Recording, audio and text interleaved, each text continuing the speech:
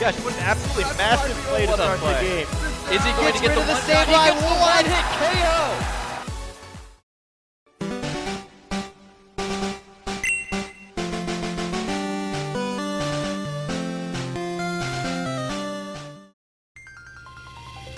Hello everybody and welcome to Pokemon Facts, Easter Eggs, and Trivia. You want them? We got them. I've been playing Pokemon my whole life and even I didn't know a lot of these. So, let's get started.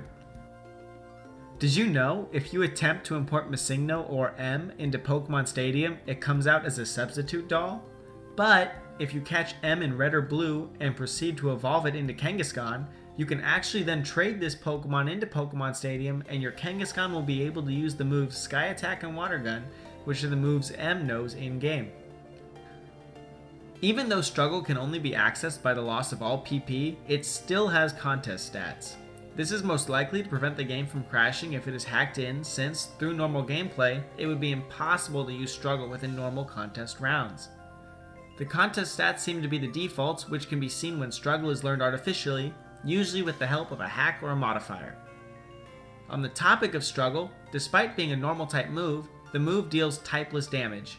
No Pokemon can gain same type attack bonus from it, and it is unaffected by type matchups. This also makes Struggle the only normal type move which can hit a ghost type opponent without the aid of an additional move or ability. Arbok's Pokedex entry states that its chest pattern differs per region. This isn't evident in the games, however. But what is interesting is that the pattern on Arbok's chest does change ever so slightly across regions, sometimes, giving this claim a small, truthful basis. The pattern on the chest of its sprites in Generations 1, 4, 5, and Fire Red and Leaf Green differ from the ones in Generation 2 and the ones from Ruby, Sapphire, and Emerald. However, its markings from Gold, Silver, and Crystal and the ones from Heart Gold and Soul Silver are not the same despite all these games being placed in Johto. Also in the Generation 1 games, Arbok had a pair of black stripes and a pattern on its back. However, this has never appeared again in any future generation. Interestingly enough, the Pokemon Adventure series suggests that Arbok can actually change its pattern, as done by Agatha's Arbok based on Arbok's concept art. Did you know that Grimer is actually an artificial Pokemon? It was created when X-rays from the moon reacted with man-made sewage in a river. It has since been able to reproduce independently. Grimer also shares similar traits to Koffing and Trubbish. All three Pokemon are pure poison types with a single evolution, have roughly the same base stat totals and evolution levels, and each appear to be based on a different kind of pollution, Grimer's being water pollution.